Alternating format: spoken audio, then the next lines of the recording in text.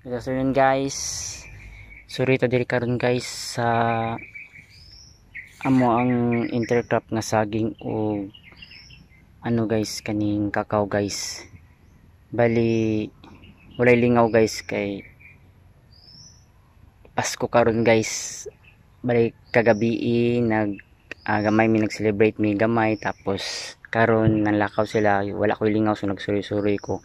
I-update din nato guys kung kaning atong gibungkal diri nga palibot sa atong saging kung unsa ni update to guys. Kung tanaw na to atong saging guys, bali okay man siya guys, medyo landong-landong gid ang area kay intercrop gud guys. Pero ang gusto na ko ma-focus karon guys, gamay lang nga detail guys kung nabay purpose ang amo ang pag cultivate guys or pagbungkal kani guys, diba? Makita niyo mo guys ang gibungkal. So i-close up na to guys ha, para makita niyo guys kung nabay resulta guys. So kani siya guys, makita niyo guys. Kani siya. Naabot na diri ang ugat. Kana siya. Ugat na siya sa saging. Kung wala na mo nagi-cultivate, kung wala na mo gi-cultivate, napa siya araw ang ugat sa saging, dili na basta-basta makaabot tira ang gamot sa saging palibot niya. So karon nga semana guys, bali diri nga portion amo na pud na siyang i-cultivate. So diari na agyapon So active, may balaan nimo kung active gid siya, active kayo ang gamot, pero dili kayo clear ang akong pero active kay ang gamot na padto. Kuyok ta, active kaayo ang mga ugat sa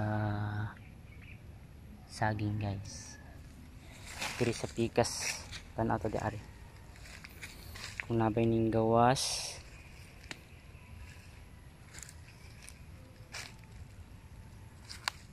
Diri isa ara klaro na to.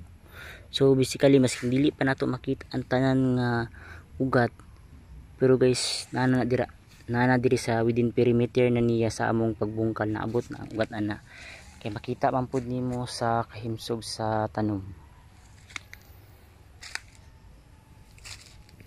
Diri naara asa kong kamot, naara ang ugat napa didto gagmay pa guys.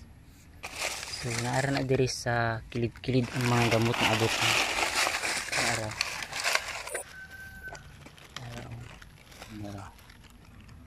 gamot sa saging niya. So nag-post ko sa video December 18, bali 5 days before ana nahuman na nagbungkal, mga 10 days pa lang.